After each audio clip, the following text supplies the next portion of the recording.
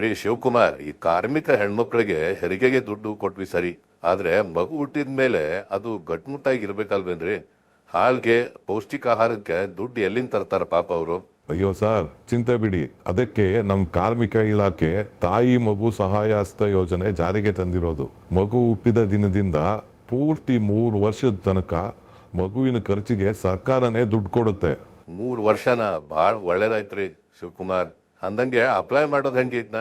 Online ನಲ್ಲೇ department ವೆಬ್ಸೈಟ್ಗೆ ಹೋಗಿ ಅರ್ಜಿ ಹಾಕ್ಬೇಕು. ಇದಕ್ಕೆ ಮಗುವಿನ ಬರ್ತ್ ಸರ್ಟಿಫಿಕೇಟು, ತಾಯಿ ಮತ್ತು ಮಗುವಿನ photo, labour card, ration card, bank passbook, ಈ 4 ದಾಖಲೆ ಬೇಕು ಸರ್. ಸರ್, ಇನ್ನೊಂದು ಕಂಡೀಷನ್ ಇದೆ, ಕಾರ್ಮಿಕರು ಇದನ್ನ ಮರಿಬಾರದು. ಏನ್ರಿ ಅದು ಶಿವಕುಮಾರ್? ಮಗು ಹುಟ್ಟಿದ 6 ತಿಂಗಳ ಒಳಗೆ ಮೊದಲು ಅರ್ಜಿ ಹಾಕ್ಬೇಕು.